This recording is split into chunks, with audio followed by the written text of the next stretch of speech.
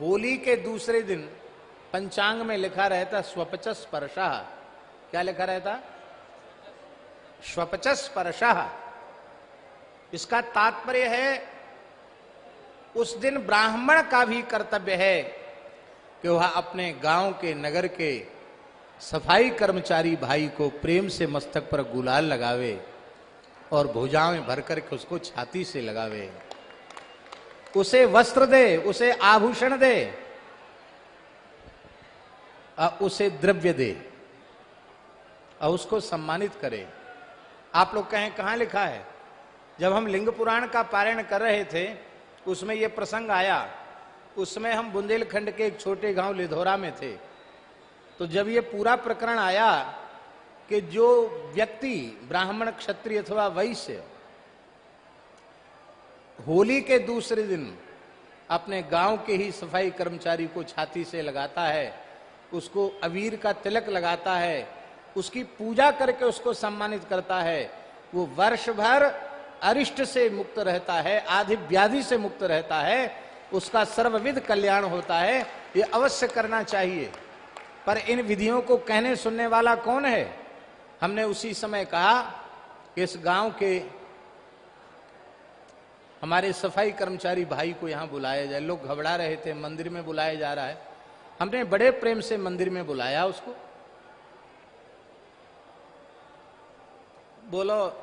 बोला महाराज हम पांव पल लें, महाराज हम आपके पांव पल लें।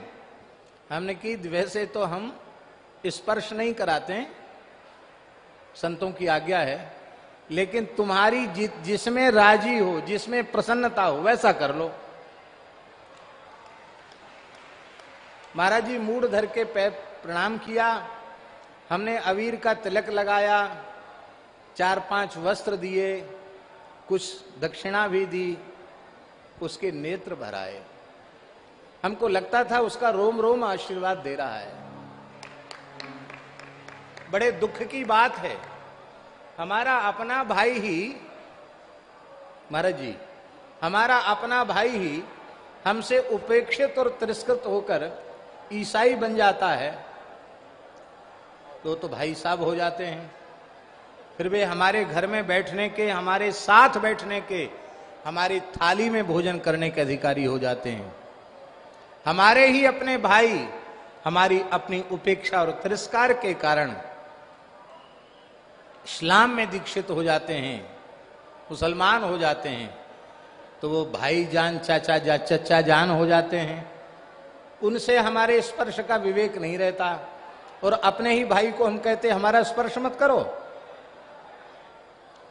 यदि आप मुसलमान और ईसाई को गले लगा रहे हैं तो उस बेचारे हिंदू ने आपका क्या बिगाड़ा? केवल उसका इतना ही अपराध कि वो हिंदू है। बहुत अच्छी बात, हाँ क्या कहना। वर्णाश्रम व्यवस्था एक ऐसी व्यवस्था है जिसका आदर करने पर कोई भूखा, कोई बेरोजगार नहीं। पर इस व्यवस्था में द्वेष को, घृणा को, भेदभाव को कहीं स्थान नहीं है। इसलिए सबको अपने में समेटने वाली विचारधारा हिंदू विचारधारा है और उस विचारधारा की स्थापना केवल भारत राष्ट्र में नहीं, संपूर्ण धरती पर होनी चाहिए, पूरे विश्व में होनी चाहिए। और हम आपको सत्य कह रहे हैं महाराज जी, समय आ रहा है, धीरे धीरे हिंदू सनातनी विचारधारा से इतर विचारधाराओं के लोग, उनका अपने मत पंथों से मोहभंग होता चला जा रहा है और वो इस विचारधारा पर आकृष्ट हो रहे हैं। हमें इस स्वर्णिम अवसर का लाभ लेते हुए संपूर्ण राष्ट्र को एकजुट करना चाहिए। कभी कभी प्रहलाद जी के सामने जब भगवान अंतर्धान हो जाते तो भगवान के विरह में प्रहलाद जी जोर जोर से रोने लग जाते। कभी कभी भगवान उनके सामने प्रकट होकर ऐसी लीलाएं करते कि प्रहलाद जी जोर जोर से हंसने लग जाते। कभी कभी आनंद में भरकर प्रहलाद जी नाचने लग जाते, उच्च स्वर से भगवान का नाम गाने लग जाते।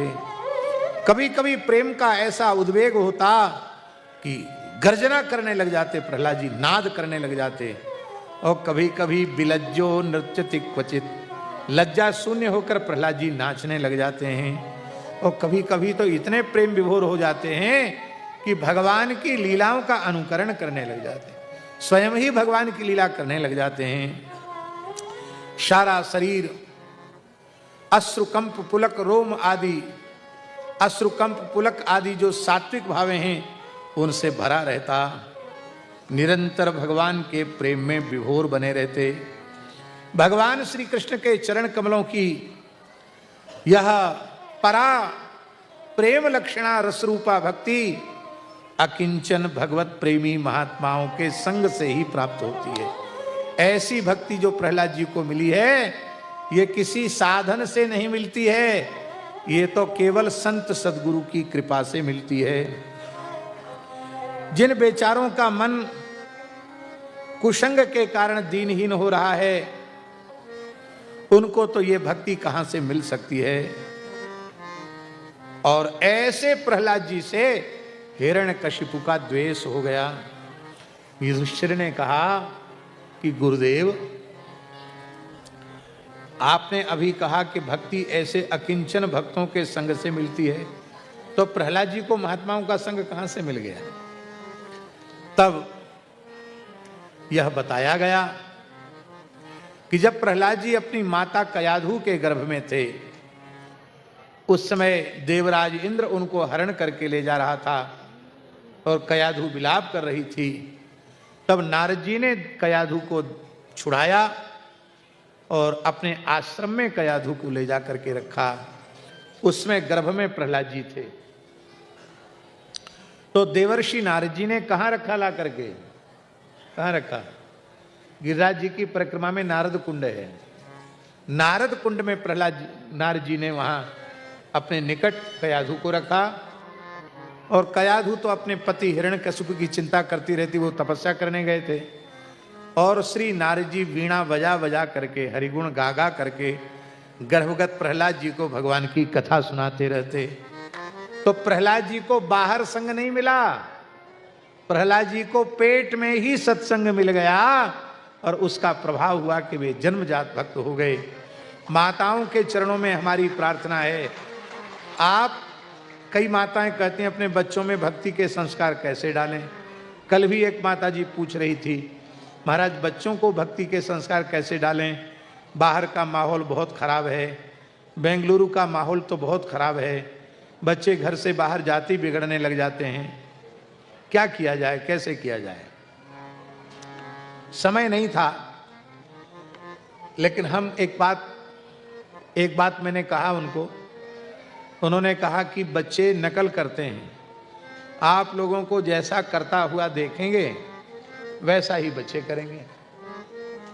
अब आप लोग दिन भर मोबाइल चलाओगे, सिनेमा देखोगे, पति पत्नी आपस में गाली गलौज करोगे, लड़ाई झगड़ा करोगे, सिनेमा देखने जाओगे या बाजार में होटल में खाने जाओगे, तो वही संस्कार तो बच्चों को पड़ेंगे। तो यदि आप अपने बच्चों को संस्कारित करना चाहते हैं तो पहले अपने दाम्पत्य जीवन को पवित्र करो।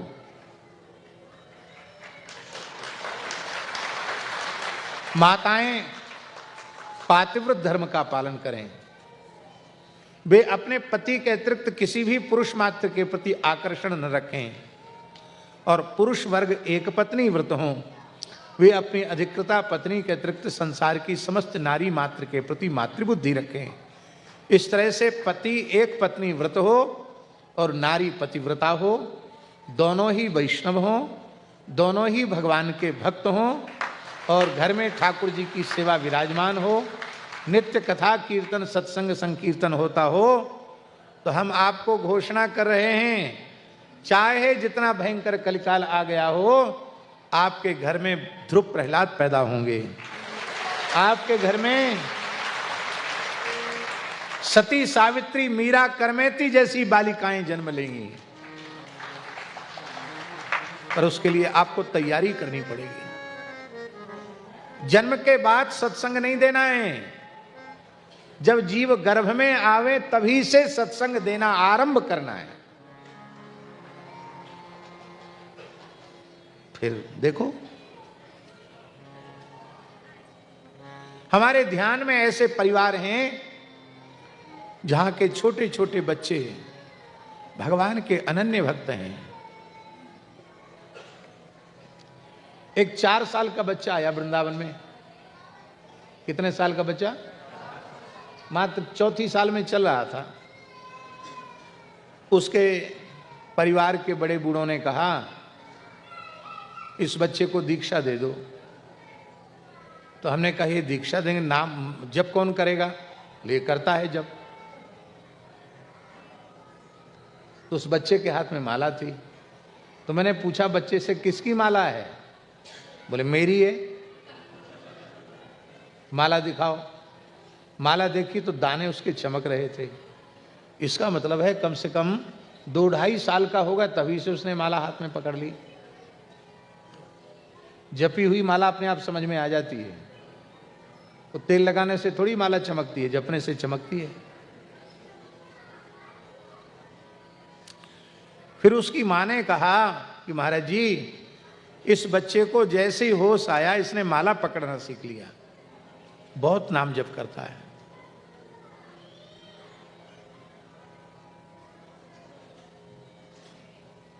ये किसकी तैयारी है? ये माता पिता की तैयारी। मुंबई में एक सज्जन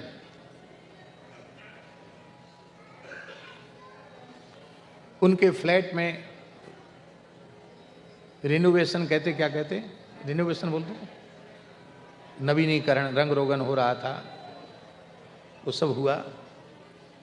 तो घर का सब सामान दूसरी जगह रखा गया, उसमें तुलसी का गमला भी रखा गया। तो 5-7 दिन हो गए तुलसी में जल नहीं चढ़ाया। तो उन महानुभाव को स्वप्न आया कि हम स्वप्न में तुलसी के पास गए तो तुलसी का पौधा मुरझाया हुआ है और उसमें से तुलसी जी प्रकट हो गई। और उन्होंने कहा कि तू बार बार कहता है कि मुझे वृंदावन मिले, वृंदावन मिले, वृंदावन मिले। वृंदा तो तेरे घर में प्यासी है, जल तक चढ़ाने की तुझे फुर्सत नहीं है, तो वृंदावन कैसे मिलेगा? वृंदा की सेवा किए बिना वृंदावन मिल जाएगा?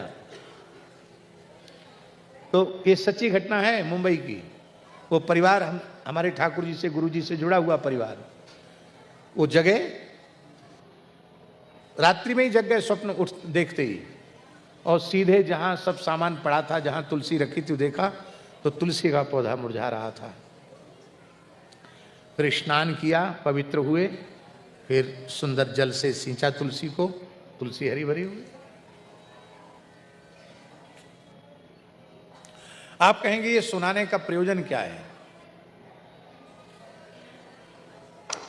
आप निष्ठा श्रद्धा पूर्वक घर में ठाकुर सेवा करें, तुलसी जी की सेवा करें, वेद लक्षणा भारतीय देसी गोमाता की सेवा करें, संतों का सत्कार करें, अतिथियों का सत्कार करें, तो आपको कहीं जाने की आवश्यकता नहीं, आपके घर में ही आपकी अनुभूति होने लग जाएगी। अब बालक तो गर्भ में है और मैया को जो नहीं सोचना चाहिए वो सोच रही है, जो नहीं करना चाहिए वो कर रही है, जहां नहीं जाना चाहिए वहां जा रही है, और जिन लोगों का मुंह भी नहीं देखना चाहिए ऐसे लोगों से वार्तालाप हो रहा है, और बाकी समय में खाली मोबाइल चला रहे हैं। हमको मोबाइल चलाना नहीं आता, हम सीखना भी नहीं चाहते, क्योंकि हमारी जो जन्मदात्री माता थी वो तो गांव में उस समय तो मोबाइल चलता ही नहीं था, वो भी नहीं जानती थी मोबाइल चलाना। हम पेट में होते उस समय मैया मोबाइल चलाने वाली होती तो हमको भी चलाना आ जाता है। अभिमन्यु चक्रव्यूह पेट में ही तो सीख गया था। हम हंसाने के लिए नहीं बोल रहे हैं, हम इसलिए बोल रहे हैं कि यदि आप अपने पुत्रों को ध्रुव प्रहलाद बनाना चाहते हैं तो आप पहले स्वयं सावधान हो जाइए। बड़े शहरों में रहकर शिक्षा करके, नौकरी चाकरी करके, व्यवसाय करके जो अपने परिवार की सबसे बड़ी पूंजी है संस्कार, उन संस्कारों को बचा कर रखिए। प्रहलाद जी ने अपने मित्रों से कहा है, कौमार आचरित प्राज्ञो धर्मान भागवतानिह, भागवत धर्म का अनुष्ठान 5 वर्ष की आयु से ही करना आरंभ कर देना चाहिए। लोग पूछते हैं दीक्षा की सर्वोत्तम आयु क्या है? यदि प्रहलाद जी के मत का आदर करें तो प्रहलाद जी तो कहते हैं 4-5 वर्ष की आयु में ही बालक बालिकाओं की शरणागति हो जाना चाहिए। फिर माता पिता उनको माला फेरना, सेवा करना, भजन करना सिखावें और ज्यादा सावधानी नहीं रखनी है। 5 वर्ष की आयु से लेकर 10 वर्ष तक सावधानी रखनी है। तो कितना हो गया? 15 हो गया कि नहीं? 5 और 10 15 हो गया। यदि 10 वर्ष आपने अपनी संतान को दे दिए तो वे दुनिया के किसी कोने में चले जाएं, उनके आचरण गलत नहीं होंगे, उनका खानपान अपवित्र नहीं होगा, उनके विचार दूषित नहीं होंगे, उनके संस्कार कभी जीवन में नष्ट नहीं होंगे। ये घर की सबसे बड़ी पूंजी है। बोलो श्री प्रहलाद जी महाराज की। प्रहलाद जी महाराज के सारे संस्कार समय से हुए और प्रहलाद जी को दैत्यों की पाठशाला में पढ़ने के लिए भेजा गया। अंतर्राष्ट्रीय दैत्य विश्वविद्यालय, उसमें पढ़ने के लिए भेजा गया। इस समय जितने शिक्षण संस्थान हैं भारत में और भारत से बाहर अन्य देशों में, वो सब के सब हिरण्यकशिपु के ही प्रतिष्ठान हैं। सब दैत्य विश्वविद्यालय ही हैं। आप लोग कहेंगे दैत्य विश्वविद्यालय और सनातनी विश्वविद्यालय, इनमें अंतर क्या है? जिस विद्यालय में धर्म, अर्थ, काम और मोक्ष, इन चारों की चर्चा हो, चारों की पढ़ाई हो, चारों का बोध कराया जाए और ये चारों कैसे मनुष्य को मिले ये बताया जाए, वो सनातनी विद्या केंद्र है। अब जितने भी पूरी दुनिया में विद्यालय हैं, सब में 2 ही चीज पढ़ाई जाती, अर्थ और काम। कैसे रुपया कमाओ और कैसे भोगो, बस इतना ही। धर्मशास्त्र को पूरी शिक्षा में कहीं स्थान नहीं है। ना तो धर्मशास्त्र का स्थान है, ना ही मोक्ष शास्त्र का स्थान है। और जिन लोगों के यहां धार्मिक शिक्षा अनिवार्य है, उनकी जो मजहबी शिक्षा है वो वस्तुतः मनुष्य को राक्षस बना देने वाली है, जिहादी बना देने वाली है।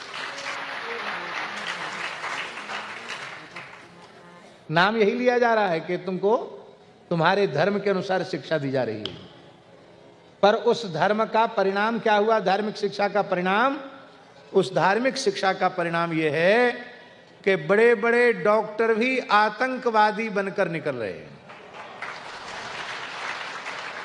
पहले लोग कहते थे कि अशिक्षित लोग, बिना पढ़े लिखे लोग, वो आतंकवाद का शिकार हो जाते हैं, उनका ब्रेन वॉश कर दिया जाता है। लेकिन अब तो पढ़े लिखे लोग भी, ये उनकी धार्मिक कट्टरता की शिक्षा का दुष्परिणाम है। पर धन्य है सनातन धर्म, जहां राग द्वेष की पढ़ाई नहीं जाती है, जहां यही पढ़ाया जाता है। क्या पढ़ाया जाता है?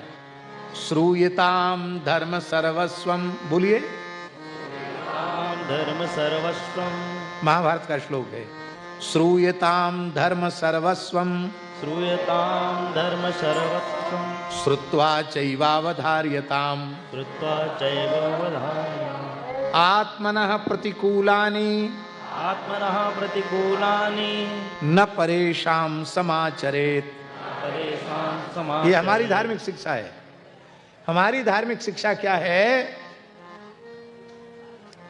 बोले धर्म का सार सर्वस्व यही है कि जो व्यवहार तुम्हारे अनुकूल न हो, वह व्यवहार तुम संसार के किसी भी प्राणी के साथ मत करो।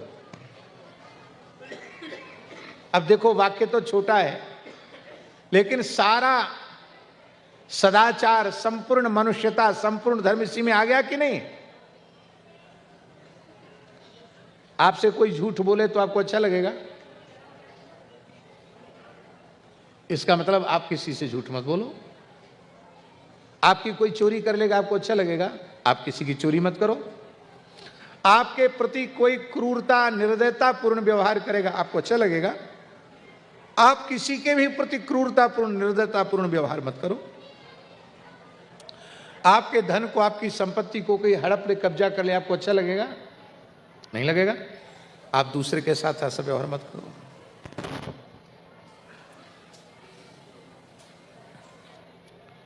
कुत्ते के साथ प्रेम युक्त व्यवहार करो तो कुत्ता भी न्यौछावर हो जाता महाराज, पूंछ हिलाने लग जाता कुत्ता भी। हम किसी के साथ द्वेषपूर्ण व्यवहार न करें, सबके साथ प्रेम पूर्ण व्यवहार करें। हमारे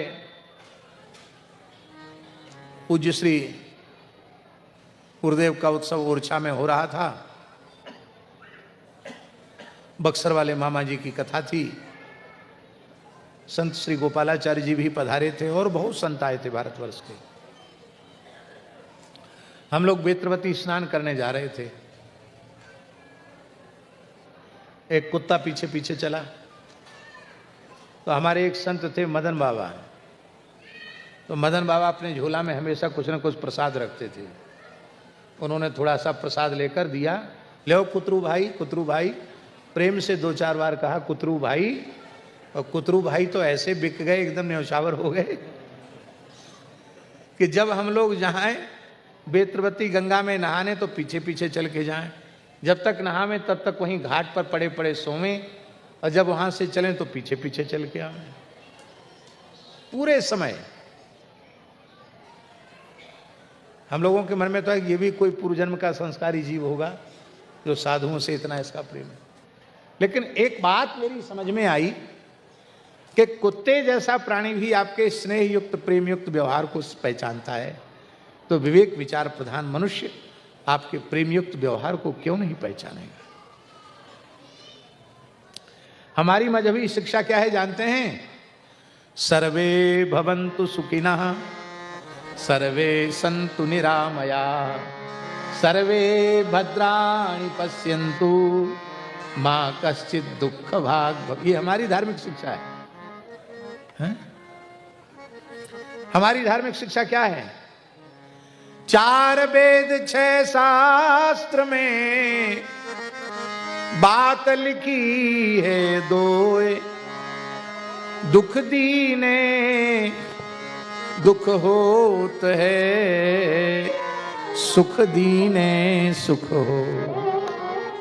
4 वेद 6 शास्त्र की बात यही है, आप दूसरों को दुख देगो तो आपको दुख मिलेगा, आप सबको सुख पहुंचाओगे तो आपको भी सुख मिलेगा। जो वस्तु दोगे वही मिलेगी।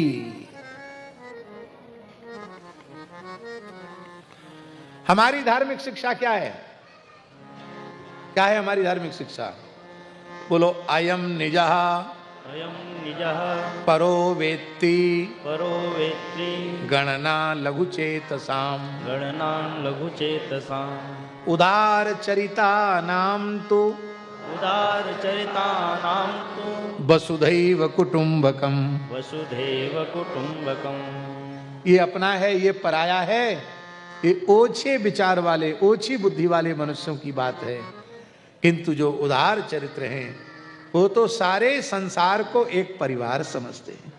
किसी के प्रति द्वेष नहीं, किसी के प्रति बैर नहीं, किसी से घृणा नहीं, सबके कल्याण की कामना है। अच्छा एक बात बताओ, ऐसी शिक्षा यदि पूरी संसार में प्रचलित हो जाए तो कहीं उग्रवाद, आतंकवाद बचेगा? उस समय संसार का स्वरूप कैसा होगा? अब वर्तमान की मजबूरी यह है सुनील जी कि अर्थ काम प्रधान शिक्षा वाले शिक्षण केंद्रों में ही देश में अथवा विदेश में बच्चों को पढ़ाना पड़ेगा। आपके लिए नया विद्यालय तो खुलेगा नहीं, खुलेगा? तो उन विद्यालयों में पढ़कर बालक बालिकाओं में आसुरी संस्कार आएंगे आसुरी विद्यालय में पढ़े हैं तो आसुरी संस्कार आएंगे। तब क्या करना चाहिए? तब करना यह चाहिए कि एक समानांतर विद्यालय अपने घर में स्थापित करना चाहिए। क्या? एक समानांतर विद्यालय अपने घर में स्थापित करना। बच्चे पढ़ने जाते हैं, शाम को जैसे ही सब लौट के आ जाएं, एक निश्चित समय से कर लो, सब बच्चे बूढ़े सब हाथ पैर धो के पवित्र होके घर के भगवान के सामने बैठ जाएं, थोड़ी देर कीर्तन करें, फिर एक कोई पढ़ने लग जाए गीता भागवत रामायण, बाकी सब लोग सुनने लग जाएं। उस नित्य संकीर्तन सत्संग में प्रत्येक व्यक्ति की उपस्थिति अनिवार्य हो। ज्यादा समय नहीं बता रहे हैं हम आपको। घड़ी देख के 15 मिनट पहले कीर्तन करो, घड़ी देखकर 15 मिनट पीछे कीर्तन करो, बीच में बचा कितना? आधा घंटा। आधा घंटा सत्संग सुन लो। आप पढ़ नहीं सकते, पढ़ने की फुर्सत नहीं है, तो जिस संत की वाणी में आपकी श्रद्धा हो, आजकल आधुनिक यंत्र के माध्यम से भी सुना जा सकता है, आप उसके माध्यम से सुन लो। घर का प्रत्येक व्यक्ति नित्य संकीर्तन करे, नित्य सत्संग करे, तो घर में कोई विघ्न बाधा आवेगी ही नहीं। क्योंकि भाय को भाय अनक आलस हूँ, भाय को भाय अनक आलस नाम जपत मंगल दिशि दस हूँ, नाम जपत मंगल दस दिस। हम आपको पक्की तौर पर बोल रहे हैं, 6 महीने तक अपने घर में करके देख लो। आधा घंटा कीर्तन, आधा घंटे सत्संग। यदि आपके घर का वातावरण 6 महीने के भीतर न बदल जाए तो आप कहना।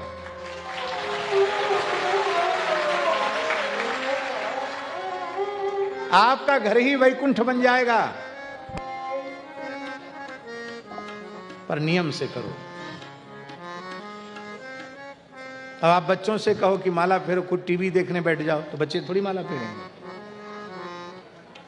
सब लोग एक साथ बैठे, गृहस्थ हो या विरक्त, ब्राह्मण हो या चांडाल, मनुष्य मात्र को नित्य सत्संग अत्यंत आवश्यक है। आवश्यक रूप से सत्संग करो। आप भजन में लगे हैं और आपके परिवार वाले कुसंग में पड़े हैं, तो आपके घर का भजन भी आपके काम नहीं आएगा, आपको शांति नहीं मिलेगी। गुजरात के एक शहर में हम गए, केसोद में, तो एक वृद्ध आकर के रोने लगे। 80 साल की उम्र थी उनकी। बोले महाराज जी बहुत दुखी हैं, हम पति पत्नी दोनों सत्संग करते हैं, पर लड़के बच्चे नाती पोते इतने विमुख हैं, जो नहीं खाना चाहिए वो खाते हैं, जो नहीं पीना चाहिए वो पीते हैं, 8-9 बजे तक सो के उठते हैं, देर रात घूम फिर के पता नहीं कहाँ से आते हैं। बहुत दुखी हैं हम। आप कहते सत्संग से सुख होता है, शांति आती। हम तो 40 साल से सत्संग कर रहे हैं, हमको तो बिल्कुल शांति नहीं है। हमने कहा उसका कारण यही है कि सत्संग मिलता है तुमको आधा घंटे, पौन घंटे या 1 घंटे का, और कुसंग मिलता है घर में 23 घंटे का। तो 23 घंटे का कुसंग और 1 घंटे का सत्संग कहाँ से प्रभावी होगा? अपने घर में ऐसा वातावरण निर्मित कर दो कि 24 घंटे सत्संग ही सत्संग हो घर में। जिधर देखें उधर किसी महापुरुष की छवि, भगवान की छवि, भगवान का नाम, तिलक का चिन्ह, शंख चक्र का चिन्ह, धनुर्बाण का चिन्ह, जिधर देखें उधर भगवान की याद आवे, भगवान की स्मृति आवे, ऐसा घर को बना के रखो। तो प्रहलाद जी को जो भक्ति प्राप्त हुई है वो अपनी माता के पेट में ही प्राप्त हो गई। बोलो भक्तवत्सल भगवान की जय जय श्री राधे। हा। संडामर्क के विश्वविद्यालय में प्रहलाद जी का प्रवेश हुआ। बहुत दिन तक प्रहलाद जी वहां पढ़े, पढ़ने में बहुत तेज थे। गुरुजी जो पाठ पढ़ाते वो प्रहलाद जी कंठस्थ कर लेते। ध्यान दें, प्रहलाद जी एकश्रुति थे। एकश्रुति माने एक बार जो सुन लिया वो हमेशा के लिए कंठस्थ हो जाता। एकश्रुति थे प्रहलाद जी। पूरे विश्वविद्यालय में सबसे तेज पढ़ने में। तो संडामर्क से परिचय है आपका? नहीं। शुक्राचार्य के पुत्र, वही विश्वविद्यालय के कुलपति थे संडामर्क। संडामर्क ने सोचा ये पढ़ने में बहुत तेज है, दैत्यराज हिरण्यकशिपु का पुत्र है, जब हमारी पढ़ाई हुई विद्या महाराज के सामने ये सुनाएगा तो हमको बहुत इनाम मिलेगा, बहुत दक्षिणा मिलेगी, बहुत पुरस्कार मिलेगा। तो प्रहलाद जी को लेकर के संडामर्क हिरण्यकशिपु के पास गए। कहा महाराज आपका पुत्र पढ़ने में बहुत तेज है, हमारे विश्वविद्यालय का सबसे अधिक बुद्धिमान छात्र है ये, आप कुछ भी पूछो सब जानता है। श्री प्रहलाद जी महाराज से हिरण्यकशिपु ने पूछा, पप्रच्छ कथ्यताम वत्सो मन्यते साधु यद भवान। प्रहलाद जी गए, अपने पिताजी को साष्टांग प्रणाम किया। पिता हिरण्यकशिपु ने उठा करके गोद में बिठा लिया और बड़े प्रेम से पूछा, मन्यते साधु यद भवान, बेटा कौन सी बात तुम्हें सबसे अच्छी लगती है, सबसे बढ़िया कौन सी बात लगती है, तुम बताओ। प्रहलाद जी का दोष नहीं है। हिरण्यकशिपु को पूछना चाहिए था कि जो गुरुजी ने तुमको शास्त्र पढ़ाया उसका कोई श्लोक सुनाओ तो सुना देते, पर वो पूछ रहा है कि तुम्हें सबसे अच्छी बात कौन सी लगती है। प्रहलाद जी बोले, पिताजी हमको तो सबसे अच्छी बात ये लगती है कि ये संसार गृहस्थाश्रम असद रूप है, अंधेरा कुआं है, इस अंधेरे कुएं में गृहस्थाश्रम रूपी अंधेरे कुएं में जानबूझकर कूदना नहीं चाहिए। इस अंधेरे कुएं से बाहर निकलकर जंगल में चला जाए और अनन्य भाव से भगवान की शरण लेकर भजन में लग जाए। हम तो इससे बढ़िया बात किसी को नहीं समझते। बहुत ध्यान दें, यहां प्रहलाद जी ने गृहस्थाश्रम को असद रूप कहा और अंधेरा कुआं कहा।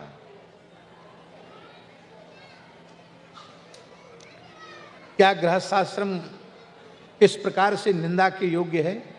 बोलो। क्योंकि धन्यो गृहस्थाश्रम, गृहस्थाश्रम धन्य है। और यहां प्रहलाद जी गृहस्थाश्रम की निंदा कर रहे हैं। इसका मतलब क्या है? इसका तात्पर्य यह है कि जिस घर में तुम्हारे जैसा बाप हो, होलिका जैसी बुआ हो, कुसंग का वातावरण हो, सत्संग बिल्कुल भी न हो, केवल ऊट पटांग खाना पीना भोगना देखना, बस इसी में सब मस्त रहने वाले हों, भजन की भगवान की कोई चर्चा न हो, अध्यात्म की कोई चर्चा न हो, ऐसा घर अंधेरा कुआं है, विषय रूप है। उससे बाहर निकलकर भगवान के भजन के लिए सब कुछ त्याग कर वन में चले जाना चाहिए। यह सुनकर के हिरण्यकशिपु को क्रोध नहीं आया, हिरण्यकशिपु हंसने लग गया। हिरण्यकशिपु बोला कि बच्चों की बुद्धि कितनी भोली होती है, कोई गीत कहीं से सुन लिया, उसका आशय नहीं समझते हैं, गाने लग गए। जिन घरों में रिकॉर्डिंग में फिल्मी गीत बजाए जाते हैं, वहाँ के छोटे छोटे बच्चे फिल्मी गीत गाते हैं।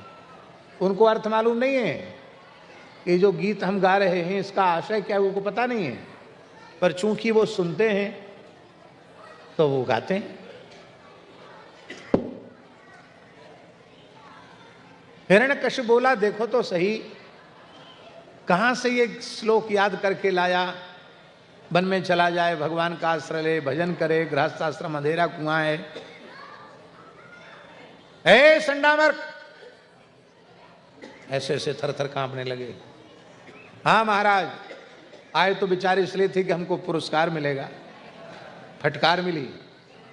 तुम्हारे विद्यालय में विष्णु के पक्षपाती जरूर आया जाया करते होंगे और उनके मुंह से सुनकर के इसने याद कर लिया है ये बात तुम हमारे पुरोहित, हमारे हितैषी हो कि हमारे दुश्मन, हमारे शत्रु, हमारे लड़के की बुद्धि को बिगाड़ रहे हो।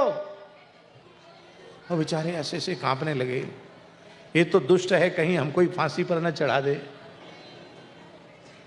प्रहलाद जी ने देखा संडामर्क बेचारे थर थर कांप रहे हैं।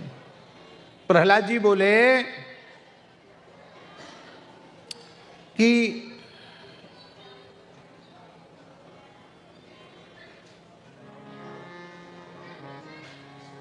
हाँ, हिरण्यकश्यप ने कहा ले जाओ इसको, ठीक करो।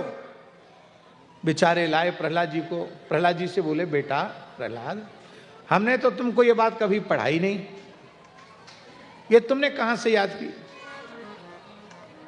ये तुम्हारी बुद्धि में भेद कहां से आ गया? प्रहलाद जी बोले ये अपना है और ये पराया है, इसी का नाम है भगवान की माया। मैं और मोर तोर ते माया, जही बस कीन है जीव निकाया, इसी का नाम माया है। और माया से मुक्ति का एकमात्र साधन है भगवत शरणागति। इसलिए जिन भगवान की माया में मोहित होकर प्राणी अपने पराये के चक्कर में पड़े हैं, ऐसे मायापति भगवान के चरणों में हम प्रणाम करते हैं, उन्हीं भगवान की शरण हम में रहते हैं। और देखो, शरीर संसार पर जिसकी दृष्टि है वो ऊट पटांग बातें किया करते हैं, और जिनकी दृष्टि परमात्मा में है वे तो हमारे जैसी ही बातें किया करते हैं। इतना सुनते ही संडामर्क क्रोध में तिलमिला उठे। अरे बोले, तुम्हारी बुद्धि तो बहुत ज्यादा बिगड़ गई है। अरे हमने पढ़ाया नहीं, किसी दूसरे से सुना नहीं, फिर तुम्हारा दिमाग ऐसा कैसे हो गया? प्रहलाद जी बोले जैसे चुंबक अपने आप लोहे के पास खिंची चली, चुंबक के पास लोहा अपने आप खिंचा चला जाता है। आप हमारी भाषा समझ रहे हैं कि नहीं? चुंबक के पास लोहा अपने आप खिंचा चला जाता है, ऐसे ही भगवान नारायण तो चुंबक हैं और मैं लोहा हूं।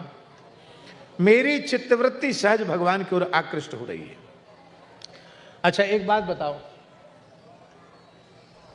यहां चुंबक है और यहां लोहा है, और बीच में आपने ये पुस्तक ऐसे रख दी, तो लोहा चुंबक की ओर जाएगा? मोटा कपड़ा रख दिया तो जाएगा? अखबार रख दिया तो जाएगा?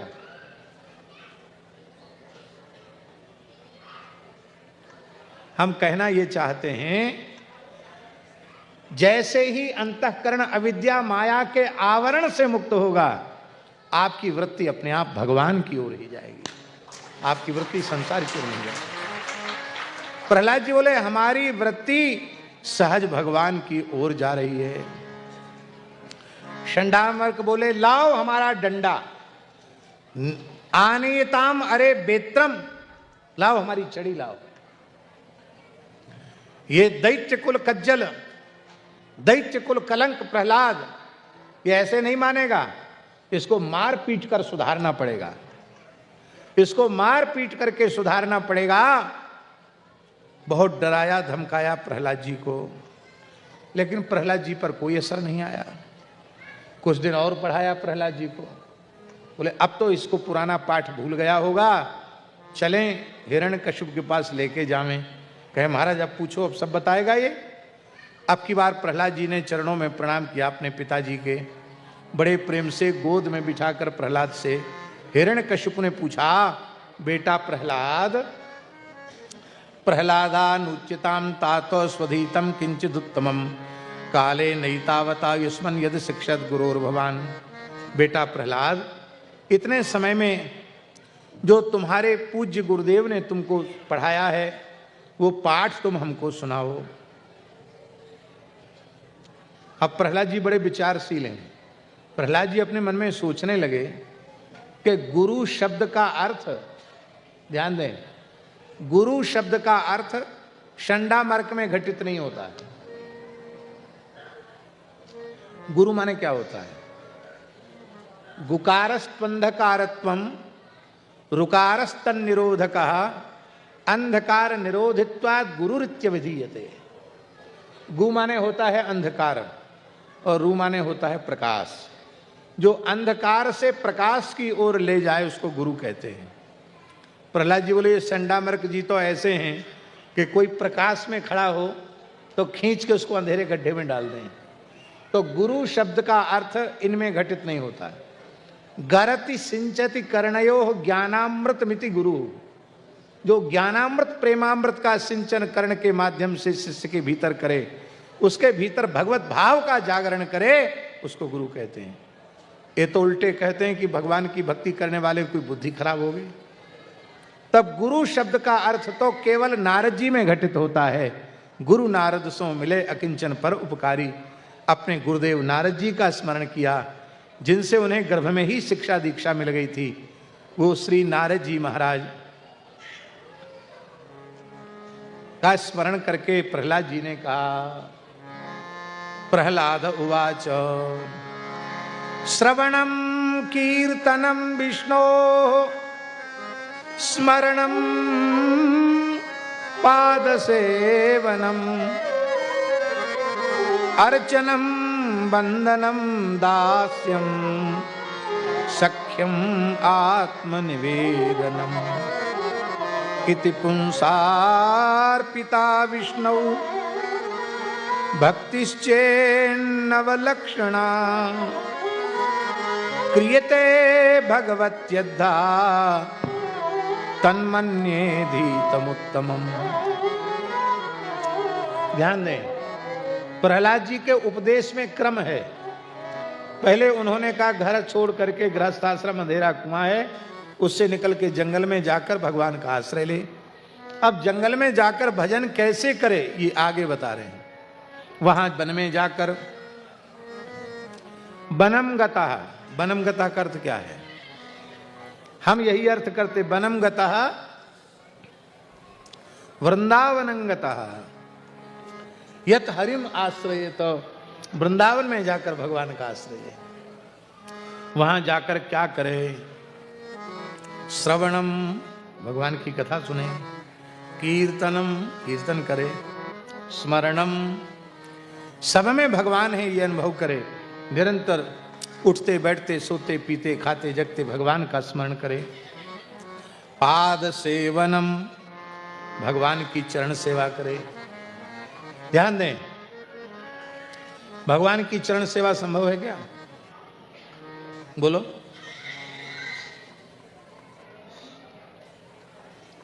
आपके घर में शालिग्राम भगवान विराजमान हैं, बड़े दिव्य दिव्य स्वरूप हैं, हमने दर्शन किए।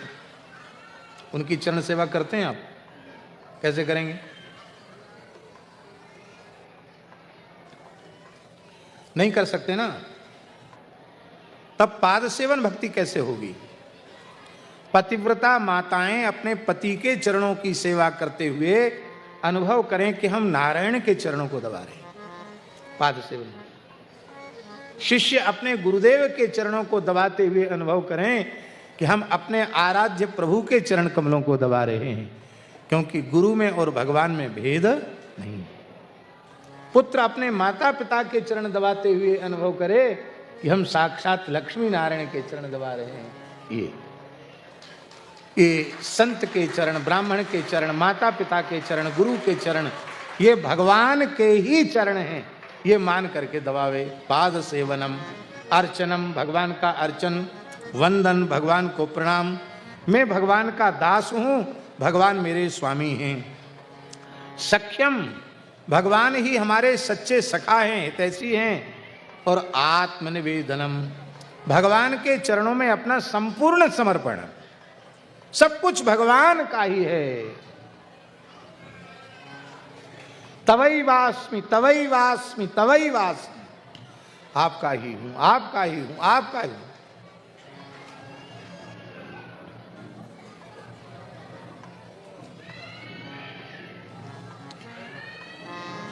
इतना सुनकर के हिरण्यकशिपु के होठ कांपने लगे।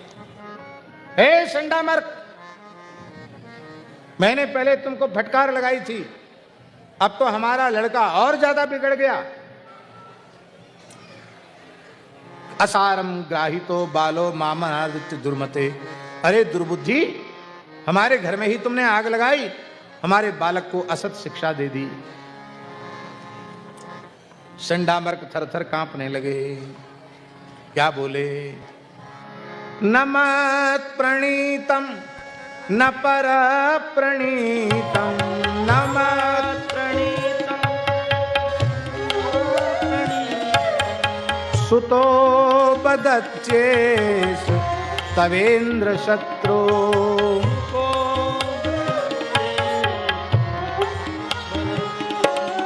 नैसर्गकीयं मतिरस्य राजन्,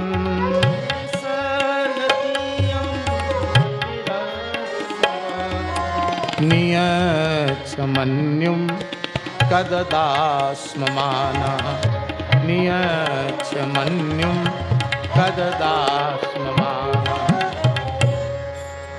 न तो हमारा पढ़ाया है न किसी दूसरे का पढ़ाया है, ये तो पेट से ही पढ़ के आया। संडामर्क झूठ बोल रहे थे, वो तो सही बोल रहे थे। प्रहलाद जी तो पेट से ही पढ़ के आए, पर वो गुस्सा में बोल रहे थे कि हमने नहीं पढ़ाया, ऐसा वातावरण हमारे विद्यालय में नहीं है, इसका मतलब पेट से पढ़ के आया। हिरण्यकश्यप ने कहा हमको पागल बना रहे हो, मूर्ख बना रहे हो, भला कोई पेट से पढ़ के आता है क्या? प्रहलाद जी बोले गुरुजी को डांटो मत, हम तो पेट से ही पढ़ के आए। बोलो भक्त वत्सल भगवान की, हम पेट से ही पढ़ के आए हैं। प्रहलाद उवाच मतिर्न कृष्णे परतः स्वतो वा मिथो विपद्येत गृहव्रतानां अदान्त गोभिर विशतां तमिश्रम पुनः पुनश्चर्वित चर्वणानां। भगवान में बुद्धि न तो अपने आप लगती है, न किसी के द्वारा प्रेरित किए जाने पर, लगाए जाने पर बुद्धि लगती है। मतिर्न कृष्णे परतः स्वतो वा, अपने आप भगवान कृष्ण के चरण कमलों में बुद्धि लगने वाली होती तो यहां आकर प्रहलाद चरित्र सुनने की क्या जरूरत थी? और लगाए जाने से लगती तो पहले लगाने का ठेका जिन्होंने ले रखा उनकी तो लगे। लगाने का ठेका किसने ले रखा है? वक्ताओं ने, कथाकार कथावाचकों ने सबकी बुद्धि को भगवान में लगाने का ठेका ले रखा है।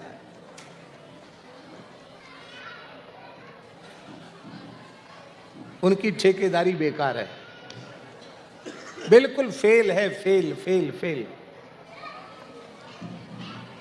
क्यों? अरे पहले उनकी बुद्धि तो लग जाए। जो ठेकेदार बने घूम रहे हैं, दिन रात कथा सुनाते हैं, उनकी बुद्धि रुपया पैसा में लगी है, मान बढ़ाई पद प्रतिष्ठा में लगी है, सम्मान में लगी हुई है, ईंट पत्थर में लगी हुई है, भगवान में बुद्धि नहीं लगी हुई। इसका मतलब यह मत समझना कि सबकी बुद्धि नहीं लगी हुई, प्रायः इसी प्रकार के लोग हैं।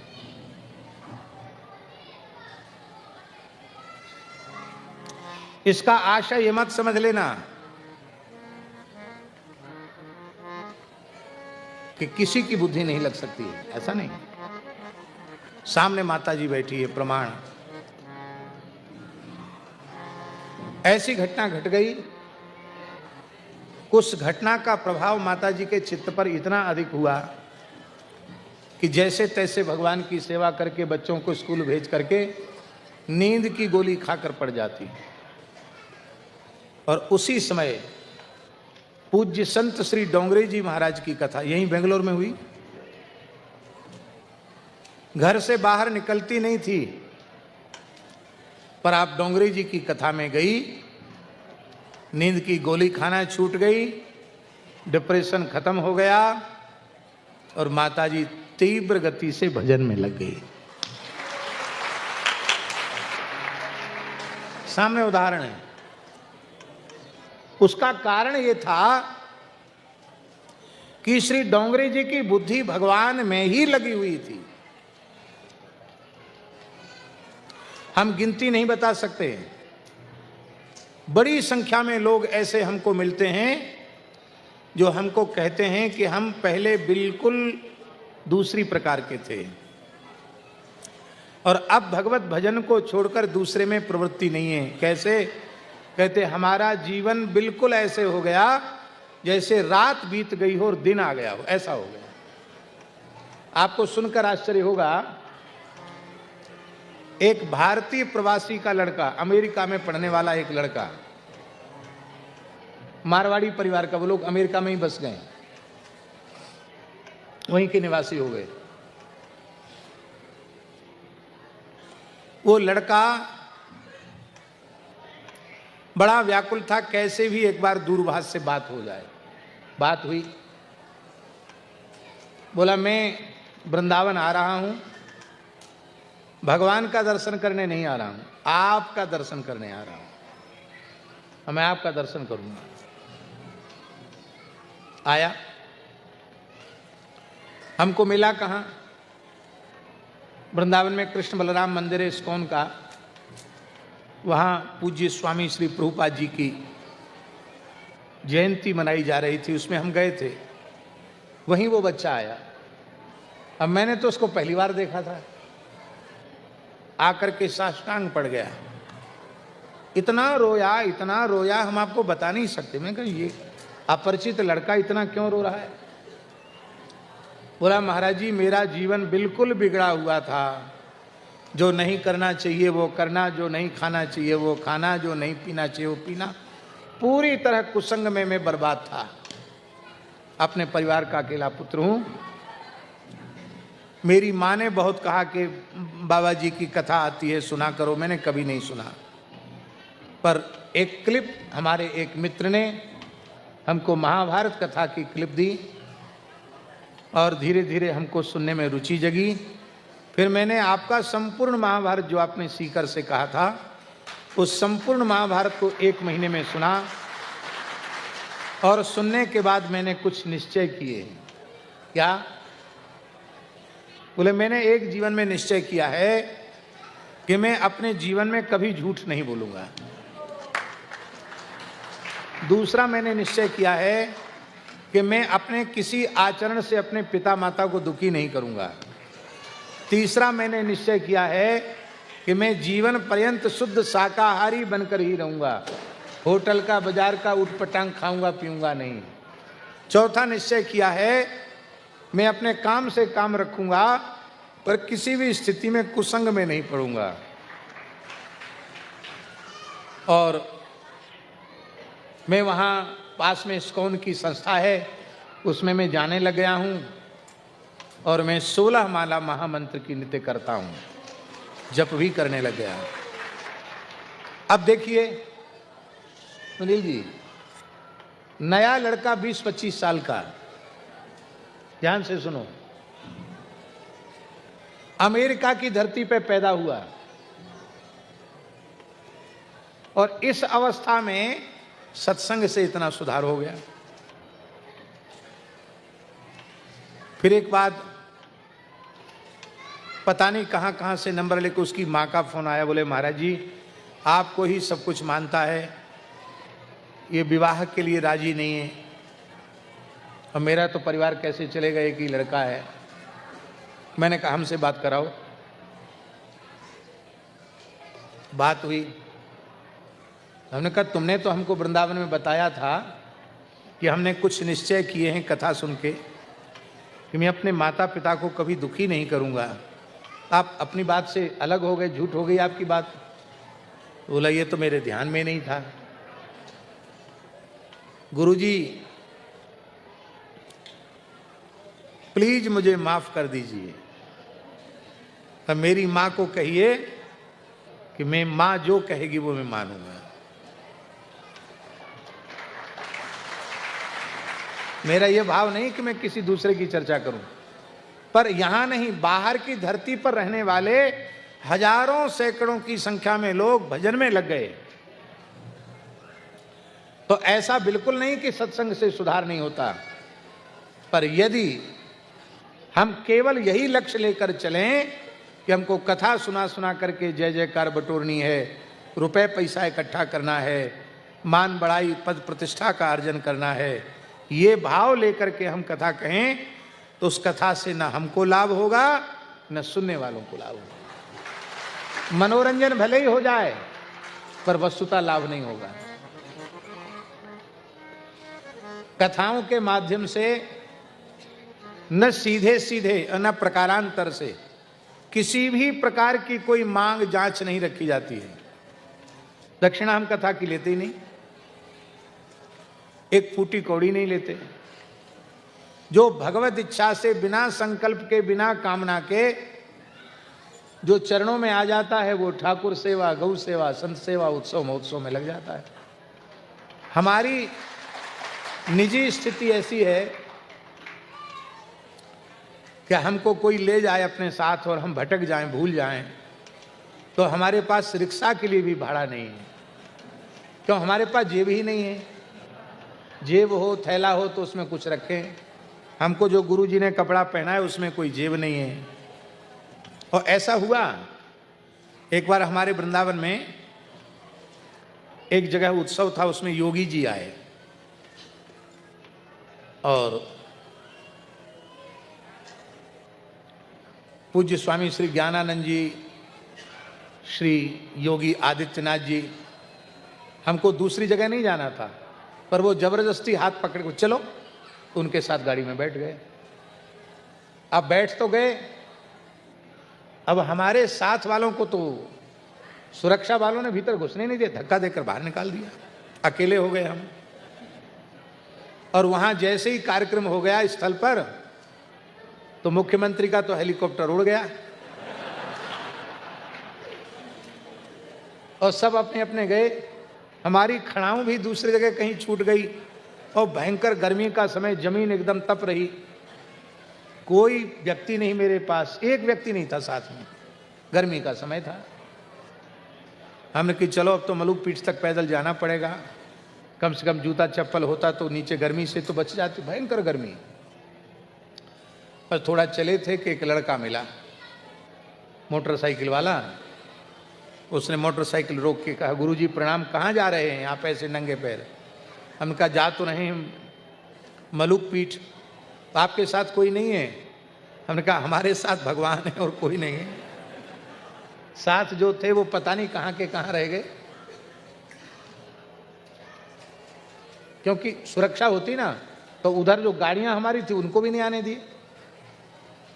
तो बोला महाराज जी मैं आपको मलुक पीठ तक पहुंचाया हूं, मेरी मोटरसाइकिल पर आप बैठ जाइए, मेरा बहुत मन है कि आपको बिठाऊं। मैंने कहा बैठ जाता हूं। चलो भगवान ने भेज दिया इस बेचारे बच्चे को। तो मोटरसाइकिल पर हम बैठे और तब वहां पहुंचे। और हमारे जो लोग थे वो बेचारे अलग वो चिंता कर रहे थे। हमारे साथ जो संत रहते, महाराज जी कहाँ गायब हो गए, कहाँ गायब हो गए, कहाँ गायब। तो हम कुर्ता उर्ता पहनते होते, जेब में कुछ पैसा होता तो कम से कम कहते भैया एक रिक्शा ले आओ। लेकिन ठाकुर जी कहीं कोई कसर नहीं रखते हैं। एक फूटी कौड़ी पास में न हो तो भी कहीं चले जाएं। भगवान ऐसे रखते हैं जैसे माँ अपने छोटे बच्चे को गोद में ही रखती है, कभी गोद से अलग करती नहीं। ऐसा अनुभव होता है कि भगवान ने जैसे अपनी गोद में ले रखा है। तो प्रहलाद जी कह रहे हैं, मतिर्न कृष्णे परतस्वतो वा मिथो विपद्येत ग्रहव्रतानाम। जो ग्रहासक्त विषयी प्राणी हैं उनकी बुद्धि न तो अपने आप भगवान में लगती है, न लगाए जाने से लगती है। अब ऐसे विषयासक्त जीवों की बुद्धि भी भगवान में लगे, इसका उपाय क्या है? बोले इसका उपाय यह है, किसी अकिंचन संत की चरण रज अपने मस्तक पर चढ़ा ले तो उनकी बुद्धि भी भगवान में लगने लग जाएगी। अच्छा होता कि हिरण्यकशिपु प्रहलाद जी की चरण रज ले लेता, लेकिन वो तो अहंकारी था। उसने प्रहलाद जी को गोद से उठा के पटक दिया और कहा अब बहुत हो गया, मार डालो इसको, बच्चे को। अरे मेरा कुछ नहीं है, मार डालो इसको। अब तो प्रहलाद जी को मारने का उपक्रम शुरू हो गया। क्या नहीं किया गया प्रहलाद जी के साथ। महाराज जी प्रहलाद जी को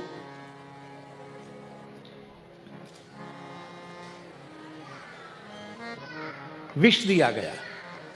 दिग्गजई, दिशाओं के गजेंद्रों से कुचलवाया गया, सर्पों से डसवाया गया। संडामर्क ने मारण का प्रयोग किया, ऊपर से नीचे गिराया गया। अनेक प्रकार की मायाओं का प्रयोग कराया गया। एक काल कोठरी में बंद कर दिया गया जिसमें हवा भी न जाए। बहुत दिनों तक भूखा प्यासा रखा गया, लेकिन प्रहलाद जी का कुछ नहीं बिगड़ा। अंत में बर्फ में डाल दिया गया प्रहलाद जी को हिमालय में, कुछ नहीं बिगड़ा। वायु के अलाद चक्र में फेंक दिया गया, प्रहलाद जी का कुछ नहीं बिगड़ा। अंत में हिरण्यकशिपु की बहन होलिका थी, उसे ब्रह्मा जी का वरदान था कि तू जिसे आग में जलाना चाहेगी वो जल जाएगा और तेरे ऊपर अग्नि का कोई प्रभाव नहीं होगा। उसने कहा भाई साहब चिंता मत करो, मेरी जैसी बहन के होते हुए आप चिंतित क्यों हैं, अभी भतीजे को जलाकर भस्म कर दूंगी। अब तो हजारों टन लकड़ी इकट्ठी की गई, हजारों टन, ऐसे लगता था सूखी लकड़ियों का पहाड़ हो। और उसके ऊपर बैठ गई होलिका, गोद में प्रहलाद जी को लेके बैठ गई। दैत्यों ने चारों ओर से कपूर डाल के, घी डाल के, तेल डाल के आग लगा दी। इतनी जोर की आग लगी कि ऐसे लगता था स्वर्ग तक जल जाएगा लपटों से, इतनी भयंकर आग थी। और वो होलिका चिल्लाई, हाय जली, हाय जली, हाय जली, और जल के भस्म हो गई। होलिका राख हो गई और प्रहलाद जी ऐसे चमक गए उस अग्नि के बीच में जैसे सोना अग्नि में तप करके चमकता है, ऐसे प्रहलाद जी चमकने लगे। उस समय प्रहलाद जी ने कहा, राम नाम जपताम कुतो वयम त्रिविधताप शमनैक भेषजम पश्यतात मम गात्र सन्निधौ पावकोऽपि सलिलायते धुना। हे पिताजी प्रत्यक्ष चमत्कार देख लो, जो राम नाम का जप करने वाले हैं उनको कहीं कोई भय नहीं है। ये राम नाम त्रिविध तापों का शमन करने की एकमात्र दवा है। देखो जो अग्नि सबको जलाने वाली है, वो अग्नि मेरे शरीर के पास आकर चंदन पंख के समान शीतल हो रही है। अब यहां एक प्रश्न है, प्रश्न ये है कि ब्रह्मा जी का वरदान झूठा हो रहा है। ब्रह्मा जी ने वरदान दिया था कि तू अग्नि में नहीं जलेगी, वो कैसे जल गई? तो ब्रह्मा जी के बाद झूठी हुई कि नहीं हुई? इसका समाधान हमारे पूज्य गुरुदेव करते थे, वो अग्नि में नहीं जली, तब कैसे जल गई? क्यों? अग्नि में न जलने का तो वरदान उसे प्राप्त था, तब कैसे जली होलिका?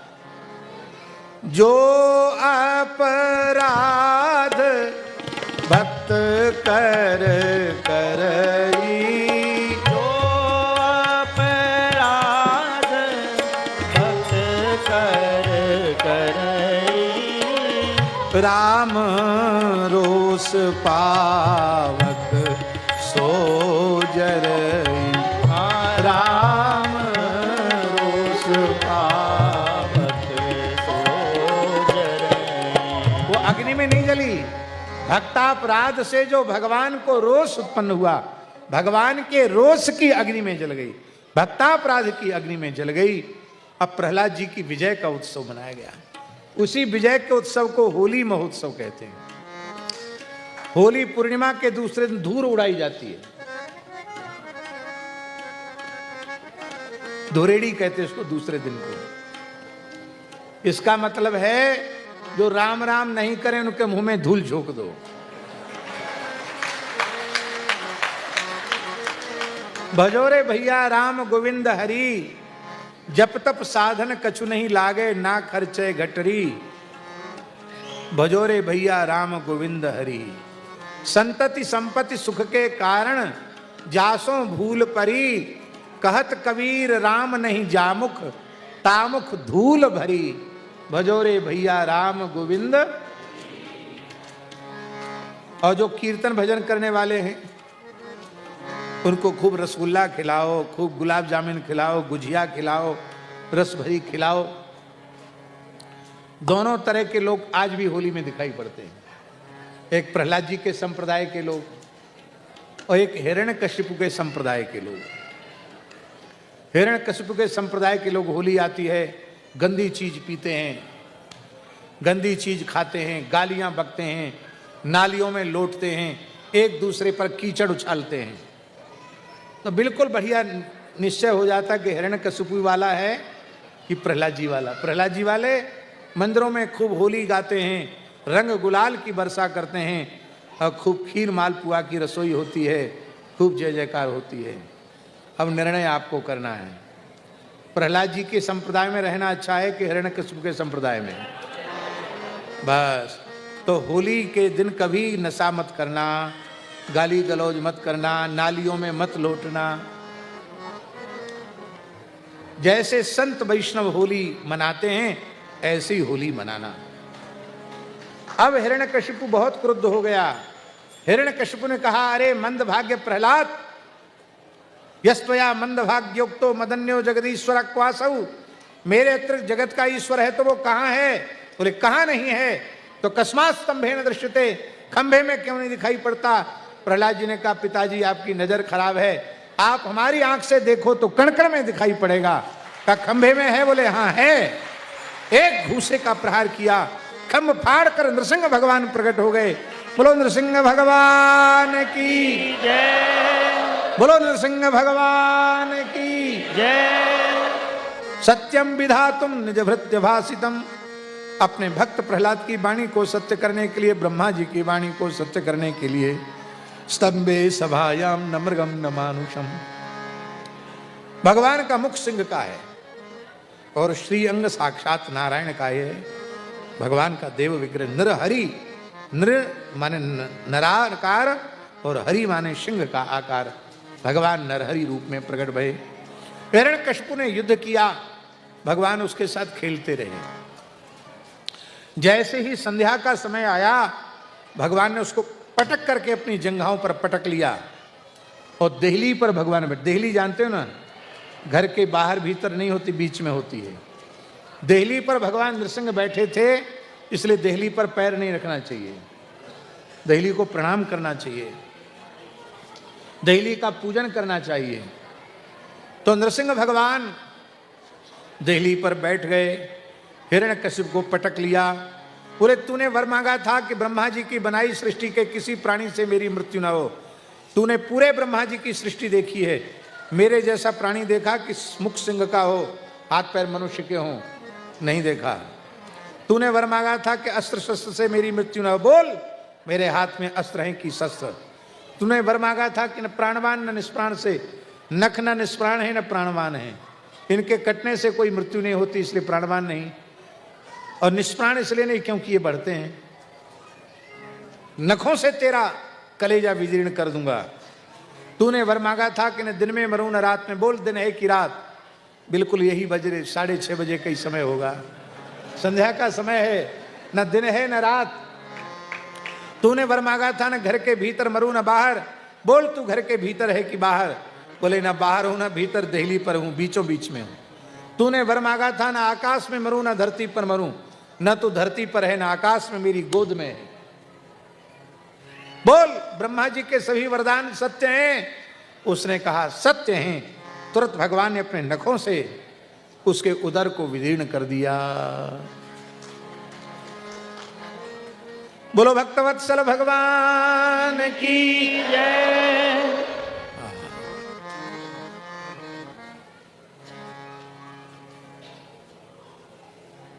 केशव धृत नरहरि रूप, जय जगदीश हाँ तब कर कमल वरे नख मधुत श्रृंगम दलित हिरण्य कशिपुतनुगं केशवधृत नरहरि रूप जय जगदीश केशवधृत नरहरि रूप जय जगदीश हरे। बोलो नृसिंह भगवान की जय।